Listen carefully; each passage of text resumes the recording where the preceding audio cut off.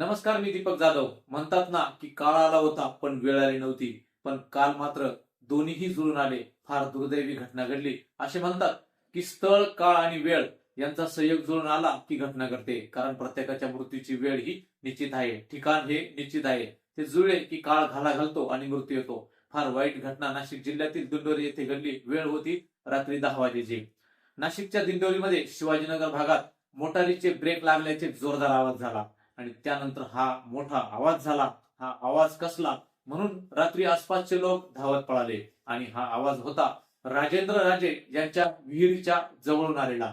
हा मोठा आवाज कशामुळे झाला, नेमकं काय घडलं हे बघायला आजूबाजूच्या सगळ्या लोकांनी धाव घेतली आणि त्यांनी जे पाहिलं, त्यांनी जे सांगितलं की विहिरीत एक कार गाडी पडलेली आहे. विहीर खोल होती, विहिरीला पाणी होतं. गावकऱ्यांनी पोलिसांना फोन लावला. बचाव पथक आले, क्रेन बोलवण्यात आले, क्रेन आणले, बचावाचे प्रयत्न सुरू झाले. रात्री 1च्या सुमारास ही गाडी मात्र बाहेर काढण्यास बचाव पथकाला यश आलं.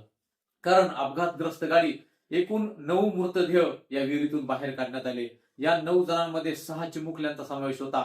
एका खासगी क्लासेसच्या गॅदरिंग वरून परत येत असताना हे सगळं कुटुंबच या अपघातात मृत्युमुखी पडलं. परंतु हा अपघात नेमका कसा झाला, नेमकं काय घडलं आणि पोलिसांनी या अपघाताबद्दल काय कारवाई केली ते आपण पाहूया या व्हिडिओमधून.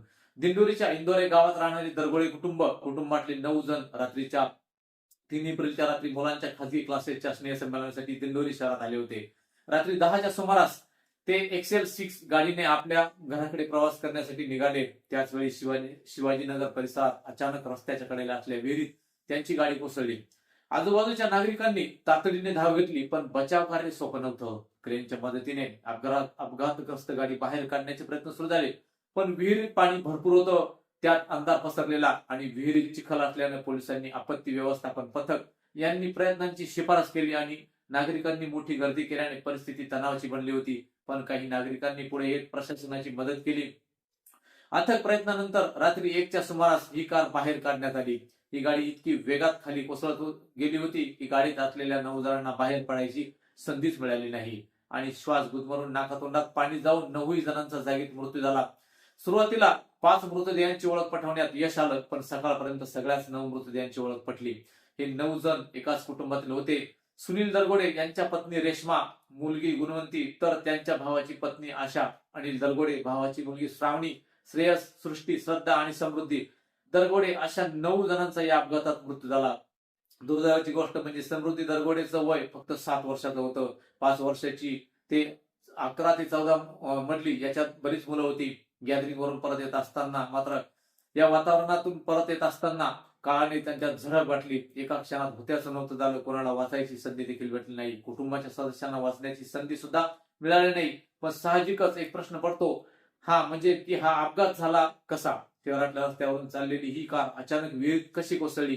तर स्थानिक माहिती असलेल्या लोकांनी दिलेल्या माहितीनुसार MH15 JS 1053 या नंबरची मारुती एक्सेल 6 ही गाडी कुटुंबातून प्रवास करत होती. रात्री रस्त्याला फारशी वर्दळ नसल्याने गाडीचा वेग जास्त असल्याची शक्यता वर्तवण्यात येत आहे. परंतु महत्वाचं म्हणजे जिथे स्नेहसंमेलनाचा कार्यक्रम झाला तिथूनच अगदी 100 मीटर अंतरावर विहीर आहे. विहिरीच्या आजूबाजूला कॉलनी रोड आहे. तिथून गाड्यांची ये जा सुरू होती.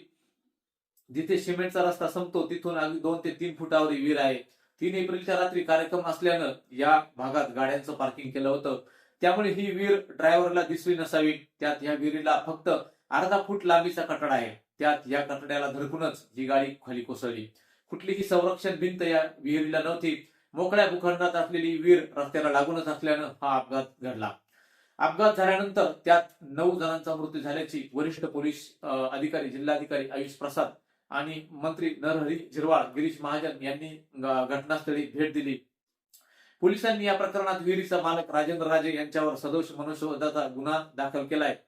राजेंद्र राजेंनी माध्यमांच्या समोर 1962च्या दुष्काळाच्या वेळी ही विहीर बांधण्यात आली होती. या विहिरीला जाळी लावण्यात आली होती, परंतु त्यातले अँगल आणि तारा लोकांनी चोरून नेल्या.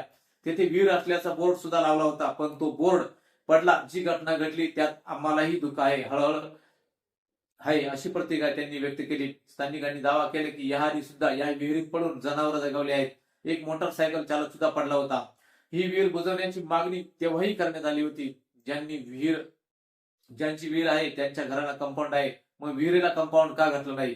एका बाजूला रस्ता आहे, मध्ये विहीर आहे आणि दुसऱ्या बाजूनेही रस्ता आहे. असं बोगस कारभार केल्याप्रकरणी कोणालाही दोषी ठरवायचं असा संतप्त सवाल सुद्धा नागरिकांनी केला.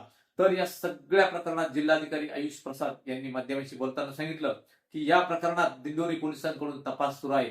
गुन्हा सुद्धा दाखल करण्यात आला आहे. की ही विहीर का बुजवण्यात आली नाही, यावर कंपाऊंड का नव्हतं आणि इतक्या जवळ रस्ता असताना परवानगी कशी मिळाली, बांधकाम कसं झालं, अशा प्रत्येक गोष्टीची चौकशी करण्यात येईल. तर मंत्री नरहरी झिरवाळ यांनी कंपाऊंड बांधण्याबद्दल आणि विहीर पूर्णपणे बुजवण्याबद्दल तातडीचा निर्णय घेतला जाईल अशी माहिती दिली. सोबतच त्यांनी मृतांच्या वारसांना आर्थिक मदतीची घोषणा केली. पण चिडलेल्या नातेवाईकांनी झिरवाळांच्या समोरच वारसच राहिले नाही तर आर्थिक मदत कोणाला द्यायची असा संतप्त सवाल केला. मंत्री गिरीश महाजन यांनी मृतांच्या नातेवाईकांना 5 लाख रुपयांची मदत जाहीर केली. या दुर्दैवी अपघाताबद्दल त्यांनी हळहळ व्यक्त केली. आता या सगळ्यात दिंडोरी पोलीस अपघात नेमका कशामुळे झाला, अपघाताचं नेमकं कारण काय याचा तपास करतायत. सोबतच खासगी क्लास चालक सचिन वडजे यांची सुद्धा चौकशी होणार आहे. त्यांनी सुरक्षा संदर्भात काळजी घेतली होती का, कार्यक्रमासाठी परवानगी घेतली होती का, याची चौकशी पोलीस करतील. पण मूळ प्रश्न हा की रस्त्याच्या इतक्या जवळ असलेली ही विहीर बुजवण्यात का आली नाही, याआधी विहिरीत पडून जनावरं दगावली असूनही कशाची वाट पाहिली गेली, अर्थात यात चूक कोणाची, दुर्लक्ष कोणी केलं, याची उत्तरं चौकशीतून समोर येतीलच. पण या 6 चिमुकल्यांसह गेलेले 9 जीव मात्र पुन्हा परत येणार नाहीत, हे दुर्दैव आहे. त्यामुळे यात एकच व्यक्तीची चूक नाही, विहीर मालक याची मोठी चूक, नंतर स्थानिक प्रशासन यांनी गाढव चूक त्याच्यात दिसून येते. शेवटी भरधाव वेगाने जाणारी गाडी, एकाची चूक यात नाही, यात मात्र संपूर्ण कुटुंब झालं आणि संपूर्ण कुटुंब त्या ठिकाणी नष्ट झालं.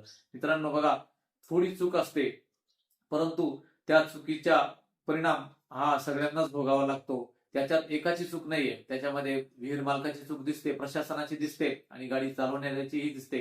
म्हणून अशा ज्या काही अपघात घडतो त्यावेळेस मनुष्य सावध होतो. परंतु ज्या ठिकाणी अशा विहिरी असतील, ज्या ठिकाणी रस्त्याचा स्पॉट आहे, त्या विहिरींचा आत्ताच बंदोबस्त करून त्या बुजवल्या पाहिजेत किंवा त्या ठिकाणी प्रोटेक्शन म्हणून जाळी तरी लावली पाहिजेत किंवा बोर्ड लावले पाहिजेत. अशा गोष्टी त्या इथून पुढे घडू नयेत.